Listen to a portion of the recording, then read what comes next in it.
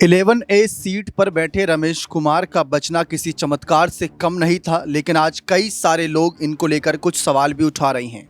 उन सवालों का जवाब आना सामने बहुत कहीं ना कहीं चिंता का विषय बन गया है कि रमेश कुमार जो प्लेन की 11A सीट पर बैठे थे, जिनके पास में ही इमरजेंसी एग्जिट या यूं कहें कि एग्जिट डोर था, वे कैसे बचे। क्योंकि जब लोग ये वीडियो भी देखते हैं तो सवाल उन सब के मन में आते हैं कि रमेश जिस तरीके से सामने चलकर दिख रहे हैं और ज़्यादा चोट नहीं दिखी थी, चोट थी गंभीर थी, लेकिन डॉक्टरों ने कहा कि वह जल्दी कुछ ही दिनों में अस्पताल से छुट्टी पा जाएंगे। फिर आप देख सकते हैं किस तरीके से पीछे सब धूं धूं करके जल रहा है और इस बीच रमेश सामने आते हैं और ये संधू जी हैं जो इनको बचाते हुए दिख रहे थे। तो ये कहीं ना कहीं ये तस्वीरें इस बात की गवाह बन रही हैं कि इतना बड़ा दर्दनाक हादसा और रमेश का बचना किसी चमत्कार से कम नहीं। इस बीच रमेश को लेकर मैं यहाँ पर कुछ जानकारी भी आप सभी को देना चाहूँगा।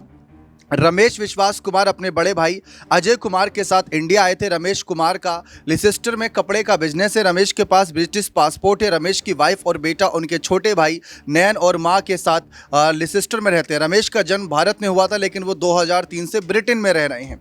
इस बीच यहाँ पर कुछ और जानकारी इनको लेकर जो सामने आई थी वह भी आप यहाँ पर जान लीजिए कि इस हादसे में उनके साथ आए भाई की भी दर्दनाक कहीं ना कहीं जान गई। रमेश ने जलते विमान से दूर जाने के बाद और खून से लथपथ चेहरे के साथ अपने परिवार को वीडियो कॉल किया था। अब मैं ये बात क्यों रख रहा हूँ, मैं ये पहले भी आपको बता चुका हूँ, लेकिन ये सवाल जो आज उठे हैं इन पर क्यों मैं फिर से चर्चा कर रहा हूँ, समझना ये जरूरी हो जाता है। क्योंकि अगर आप सब देखें तो आप सभी को पता चलेगा कि रमेश इतने बड़े दर्दनाक प्लेन हादसे में अकेले बचे थे। लेकिन जब मैंने ये वीडियो डाली, इस पर रिपोर्ट करी और ये बताया कि रमेश कैसे बचे, कहाँ से ताल्लुकात रखते थे, किस कंडीशन में वह प्लेन से बाहर आए थे, क्योंकि बहुत से लोगों के मन में ये था कि यार प्लेन जब टकराता है विस्फोट ही इतना बड़ा होता है, जो खुद केंद्रीय गृह मंत्री अमित शाह जी कह रहे थे कि उसमें 1.25 लीटर फ्यूल था। जब प्लेन टकराया उसके कुछ ही सेकंड के अंदर धमाका होता है, जो कई किलोमीटर रह रहे लोग भी उसको महसूस करते, उसकी आवाज़ सुनते हैं। और जो कुछ मीटर की दूरी पर उस हादसे के घटनास्थल पर मौजूद थे, वो उस आग की तपन को महसूस कर रहे थे। जब केंद्रीय गृह मंत्री के द्वारा यह बयान दिया गया कि इतने सारे फ्यूल के साथ फ्लाइट ने टेक ऑफ किया था, फिर धमाका हुआ, तो ऐसे में रमेश का बचना किसी चमत्कार से कम नहीं था। जब मैंने ये रिपोर्ट करी तो आप लोगों ने कई सवाल उठाने शुरू कर दिए, जिसकी चर्चा मैं पिछली रिपोर्ट में भी कर चुका हूं। आपके ही क्वेश्चन है यहाँ पर, अगर मैं यहाँ पर दिखाना चाहूँ तो ये रिपोर्ट मेरे द्वारा ही प्रस्तुत की गई थी, जिसमें मैं बात रख रहा था कि रमेश कौन थे, क्या थे। तो इस बारे में जब बात रख रहा था तो इस बीच यहाँ पर कमेंट्स क्या आते हैं कि रमेश विश्वास आराम से मोबाइल पर फ़ोन करता आ रहा है, जैसे कुछ हुआ ही ना कोई घबराहट नहीं। इसका नार्को टेस्ट के अलावा गहराई से जांच होनी चाहिए। विश्वास रमेश कूदे तो भी नहीं बच सकता था, कुछ तो गड़बड़ है यहाँ, अब तो पूरा सिस्टम ही गड़बड़ लग रहा है। एक भाई कहते हैं कि इतनी बड़ी दुर्घटना के समय भी मोबाइल हाथ में होना शक पैदा करता है। रमेश विश्वास का नार्को टेस्ट के अलावा गहराई से जाँच होनी चाहिए। कोई कह रहा है कि इतनी भयानक स्थिति में इतना फ्री स्टाइल है जैसे कुछ हुआ ही नहीं। अब यहाँ पर अलग अलग लोगों की कॉमेंट्स, राय प्रतिक्रिया जब मैंने पढ़ी तो बहुत से लोग इसे कह रहे हैं कि कोई चमत्कार नहीं, सब सेटिंग है।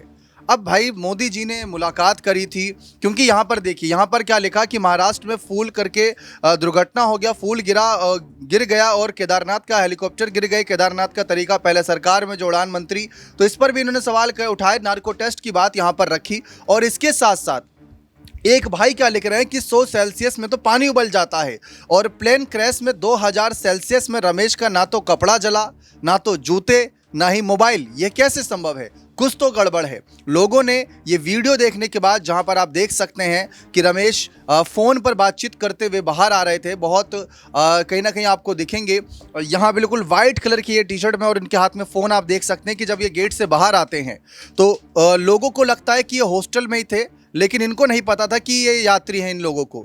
तो ये तो संधू जी जाते हैं और उनको बचाते हैं और ये कहते हैं कि देखा तो वो कहीं ना कहीं चोटिल थे, घाव थे, जले के भी कुछ निशान थे।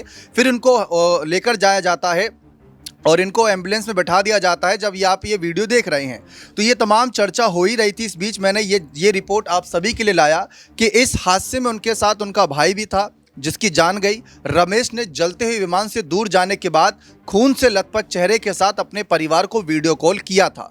यानी जो लोग ये सवाल उठा रहे हैं कि रमेश ने किसको फ़ोन किया था, शायद उनको इस चीज़ का जवाब मिल गया होगा, और अब भी नहीं मिला जवाब तो यहाँ पर आप देख लीजिए।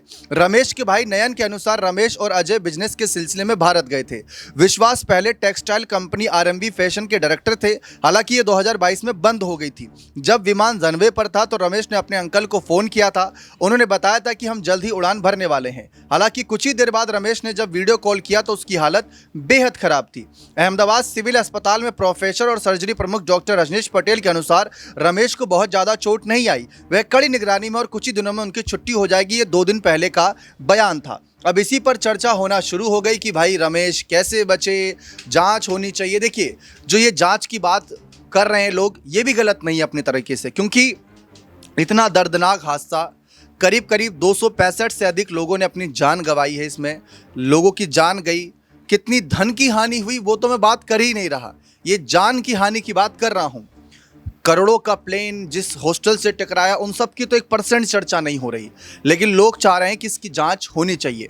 जब इसी मामले पर मैंने अपने न्यूज़ रूम में सहयोगी अमन सर से बात करी कि उनका क्या कहना था, रमेश का बचना क्या किसी चमत्कार से कम नहीं या फिर कोई सवाल पैदा कर रहा है, तो देखिए उनका क्या जवाब आता है। प्लेन क्रैश में रमेश का बचना किसी चमत्कार से कम नहीं, लेकिन बहुत से दर्शकों की मांग है कि उनका नार्को टेस्ट होना चाहिए, क्योंकि दुर्घटना ही ऐसी है जिसको लोग भावनात्मक तरीके से देख रहे हैं और उसमें गहन जाँच की मांग कर रहे हैं। इसको आप कैसे देखते हैं? दीपक, जाहिर बात है, क्योंकि जब ये प्लेन क्रैश हुआ उसके बाद अचानक लोग जो खड़े हुए नजर आते हैं, डरे हुए, सहमे हुए और बहुत ज़्यादा खौफजदा हैं, उसी बीच तस्वीर एक सामने आती है जो आपने वीडियो तमाम दर्शकों को दिखाया भी है कि वहाँ से एक शख्स बाहर आ रहा है और सिर्फ आ नहीं रहा है, उसके चेहरे पर डर भी नहीं है। आप देखेंगे बड़े आराम से फ़ोन पे बात कर रहा है और उसके बाद वो लोग उससे बात भी करते हैं। फिर पता चलता है कि ये प्लेन में बैठा हुआ ही व्यक्ति है जो बच गया है। अब उसके बाद तमाम सारे सवाल इस बात को लेकर उठ रहे हैं, क्योंकि देखिए, अगर आप रमेश विश्वास को देखेंगे तो उनको देखकर लगता है कि वो उनके अंदर चेहरे पे कोई डर का भाव नज़र नहीं आता है, बल्कि बड़े अच्छे से वो चल भी पा रहे हैं, बड़े अच्छे से वो आगे भी जा रहे हैं। क्योंकि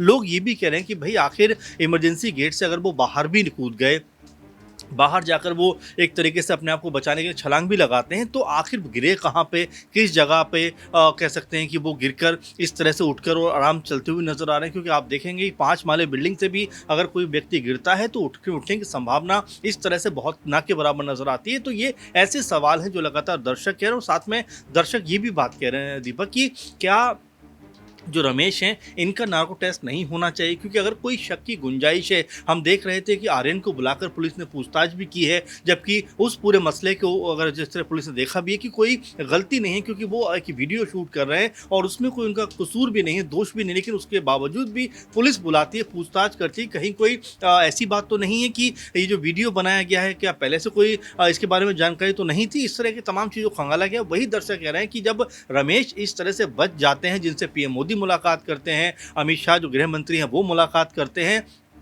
अब इसके बाद कुछ भी कह सकते हैं अगर शक कहीं पे गुंजाइश बन रही है तो आखिर उनको क्यों नहीं नार्को टेस्ट किया जा रहा है। क्योंकि आप देखेंगे ये 12 जून का मामला है और आज हम लोग 18-19 में बात कर रहे हैं कि लगभग सप्ताह भर का वक्त हो गया है। तो ऐसे में जो दर्शक कह रहे हैं कि अगर हमें सच जानना है, क्योंकि जिस समय वो फ्लाइट के अंदर होंगे उस समय कैसा माहौल होगा, क्या लोग बात कर रहे होंगे, इसका भी कहीं ना कहीं जो एक पुख्ता तौर पर जानकारी जो है वो हमारे सामने आ जाएगी। कहीं कोई इसमें गड़बड़ी तो नहीं थी, कहीं कोई साजिश तो नहीं थी, इस तरह की जो शक और शुबा कहीं भी नज़र आता है वो भी कहीं ना कहीं दूर होता हुआ दिखाई पड़ेगा। दीपक, तो ये तमाम ऐसे सवाल हैं जो दर्शक पूछ रहे हैं कि भाई आखिर अगर कोई ऐसी बात बन रही है, क्योंकि देखिए 243 तो 42-41 तो सिर्फ विमान में थे, बाकी वहाँ पर बहुत सारे जो डॉक्टर्स थे, ट्रेनिंग और भी तमाम लोग थे, उनकी भी जान इसमें गई है। तो एक बड़ा कह सकते हैं खौफनाक हादसा था ये। इसी बात को लेकर हर पहलू पर जहाँ बात हो रही है तो वहीं दर्शक चाहते हैं कि भाई अगर रमेश का एक तरीके से नार्को टेस्ट हो जाएगा तो बहुत सारी जो बातें हैं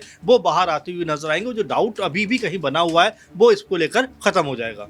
बहुत बहुत शुक्रिया। देखा आप सभी ने किस तरीके से अमन सर ने बहुत ही अच्छी तरीके से एक्सप्लेन किया कि क्या कुछ संभावनाएं हो सकती हैं। लोगों का जांच की मांग करना भी गलत नहीं, क्योंकि जो 17 साल के लड़के आर्यन ने वीडियो शूट किया था उसको तक पुलिस हिरासत में लेकर गई, हिरासत में नहीं कहूँगा, जांच के लिए, पूछताछ के लिए लेकर गई कि तुमने वीडियो बनाया, कहाँ थे, क्या कर रहे थे, किसके कहने पर बनाया, वीडियो बनाया तो किसे शेयर किया। जब इतने सारे सवाल 17 साल के लड़के से पूछे गए तो भाई रमेश को लेकर भी लोग अपनी अपनी बात रख रहे हैं। मोदी जी ने बात करी 10 मिनट तक, मीडिया कर्मियों ने, अलग अलग चैनलों ने इनके इंटरव्यू लिए और सभी पर इनके सेम जवाब नजर आ रहे हैं। तो लोगों को शायद उससे थोड़ी बहुत राहत, संतुष्टि मिले कि हाँ ठीक है, रमेश का बचना चमत्कार है। अब देखिए, जो 11A सीट की मैंने बात शुरुआत में करी थी, उसको लेकर एक और चमत्कार हुआ था 27 साल पहले। आप यहाँ पर देखेंगे तो आपको दिखेगा कि 27 साल पहले क्या हुआ था, जिसमें ये घटना थी 1998 की।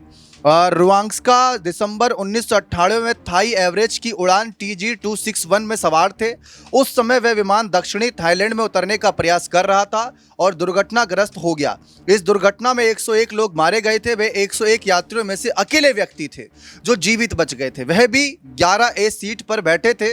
उन्होंने कहा कि इस दुर्घटना के बाद मैं इतना आहत हुआ था कि मैंने लगभग 10 साल तक कोई विमान यात्रा नहीं की थी। तो ये बात यहाँ पर 11A सीट पर बैठे शख्स ने कही थी। 11A सीट ये आप देख सकते हैं, ये थोड़ा सा एनिमेटेड है। अब ये सच है या नहीं है तो इसकी प्रमाण लेकर यहाँ पर तमाम न्यूज एजेंसियां चर्चा कर रही हैं, लेकिन 11A सीट पर यहाँ पर रमेश बैठे हुए थे। बहुत से लोगों के मन में तमाम तरीके के सवाल थे। मैं उनके लिए बात कहना चाहता हूँ। देखिए, रमेश ने क्लियर कट ये बात कही कि जब विमान हवा में था या कुछ सेकंड के लिए जब उसने टेक ऑफ किया और कुछ सेकंड बाद ही उनको एहसास हुआ कि कुछ गड़बड़ है। क्योंकि बहुत से लोगों ने यह भी सवाल उठाया कि यार रमेश को ऐसा कैसे पता चला कि गड़बड़ है कुछ। ऐसा सोचने वाली बात थी कि वही अकेले भागे क्या गेट की तरफ। अब किसी ने कहा, सोशल मीडिया पर एक वीडियो वायरल हो रही है, एक कहीं ना कहीं मोटिवेशनल स्पीकर कहे जाते हैं, वो कह रहे हैं कि रमेश ने हड़बड़ी में दरवाज़ा खोल दिया था क्योंकि उन्हें लगा कुछ गड़बड़ है। तो जब दरवाज़ा खोला तो प्लेन एक तरफ दरवाज़ा खोलने की वजह से झुक गया, जिसकी वजह से या फिर कहीं ना कहीं गेट खोलने की वजह से अंदर की सारी चीज़ें अस्त व्यस्त हो गई और प्लेन क्रैश हो गया। देखिए, अगर आप देखेंगे वो वीडियो तो प्लेन हवा में जाता है, सही होता है, फिर उसके बाद वो अचानक से नीचे आना शुरू हो जाता है। प्लेन ऐसे ऐसे नहीं करते नजर आया, वो सीधा ऐसे गया और ऐसे टकरा गया। तो शायद इस बात पर सहमति नहीं जताएंगे, लेकिन लोगों की अलग अलग राय प्रतिक्रिया आ रही है।